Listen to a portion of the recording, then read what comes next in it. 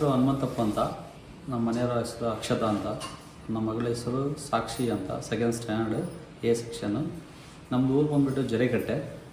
Starting ನಾನು ಈ ಸ್ಕೂಲಿಗೆ ಬಂದು ಫಸ್ಟ್ ಟೈಮು ನಮ್ಮ ಮಗಳನ್ನ ಸ್ಕೂಲಿಗೆ ಸೇರಿಸಿದಾಗ ಅಸೆಂಬ್ಲಿ ಆ್ಯಕ್ಟಿವಿಟೀಸ್ ಅಂತೇಳಿ ಒಂದು ಸ್ಟಾರ್ಟ್ ಮಾಡಿದರು ಮಾರ್ನಿಂಗ್ ಟೈಮಲ್ಲಿ.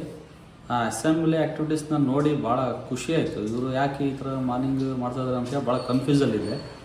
ಅದು ನೋಡ್ತಾ ಬಂದಾಗ ಪ್ರತಿದಿನ ಒಂದೊಂದು ಆ್ಯಕ್ಟಿವಿಟೀಸ್ನ ಕೊಡ್ತಾ ಹೋದರು. ಆ ಆ್ಯಕ್ಟಿವಿಟೀಸ್ನ ಬೇರೆ ಯಾವ ಸ್ಕೂಲಲ್ಲೂ ಮಾಡಲ್ಲ ಅಂತ ಅನಿಸುತ್ತೆ ನನ್ನ ಪ್ರಕಾರ. ಪುಷ್ಪ ಮಾಲಿಂಗಪ್ಪ ಸ್ಕೂಲಲ್ಲಿ ಫಸ್ಟ್ ಟೈಮ್ ಇದು ಅಸೆಂಬ್ಲಿ ಆ್ಯಕ್ಟಿವಿಟೀಸ್ ಅಂತ ಮಾಡ್ತಾಯಿರೋದು.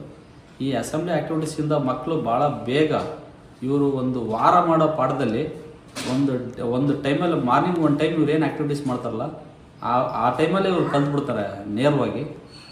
ಭಾಳ ಚೆನ್ನಾಗಿ ಇಂಪ್ರೂವ್ಮೆಂಟ್ ಆಗಿದೆ. ಅಸೆಂಬ್ಲಿ ಆ್ಯಕ್ಟಿವಿಟೀಸ್ ಹಿಂಗೆ ಕಂಟಿನ್ಯೂ ಆಗಲಿ. ನಿಮ್ಮ ಸ್ಕೂಲ್ ವತಿಯಿಂದ ಇದೇ ಥರ ಹೊಸ ಆ್ಯಕ್ಟಿವಿಟೀಸ್ಗಳನ್ನ ಮಾಡ್ತಾಯಿರ್ರಿ.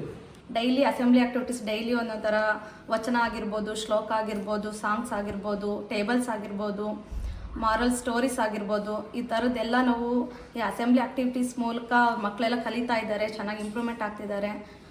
Especially I am telling about class activities are doing more like thoughts, shlokas, riddles, GK, news, importance of the day, all in different types of activities they are doing in classes.